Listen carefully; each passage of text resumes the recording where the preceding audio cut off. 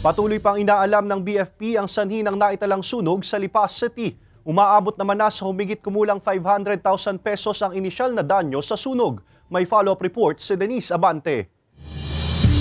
Tila hindi pa rin daw makapaniwala ang 43 anyos na si Grace sa sinapit ng kanyang pamilya matapos matupok ng apoy ang kanilang bahay pasado alas 2 ng hapon noong linggo.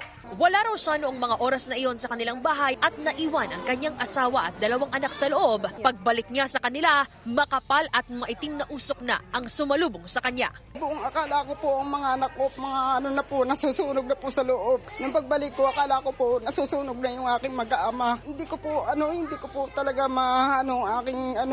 hindi ko po alam talaga po ang aking gagawin. Sa paunang investigasyon ng Lipa City Bureau of Fire, aabot na sa humigit kumulang 500,000 piso ang danyo sa mga natupok na bahay. Habang 7 bahay at 8 pamilya ang huling bilang ng mga nasunugan ayon sa tala ng Lipa BFP. Bagamat may maayos na pansamantalang tinutuluyan ang mga apektadong residente sa isang multipurpose hall sa isang paaralan sa kaparehong barangay, hiling pa rin daw nila na mabigyan sila ng tulong sa pagpapagawa ng kanilang mga bahay. Hindi na po namin hinihiling yung gamit. Kaya naman namin mag-provide ng gamit namin. Yung bahay lang namin namin na maayos sana.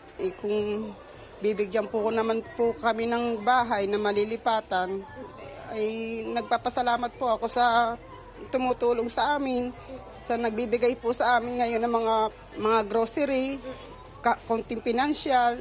Maraming salamat po. Okay lang po kami mabigyan po ng bahay. Ngayong araw patuloy pa rin ang pagpapaabot ng tulong ng lokal na pamahalaan ng Lipa, katuwang ang pamunuan ng barangay, Provincial Social Welfare and Development Office at iba pang pribadong individual para sa mga apektadong residente. Nakaantabay na rin ang mga barangay health worker na handang umalalay sa mga pangangailangan ng mga ito. Nakikipag-ugnayan na rin naman daw ang pamunuan ng barangay hinggil sa posibleng permanenteng matutuluyan ng mga residente sa libreng bahay ng Lipa City LGU sa Barangay Bulacnin.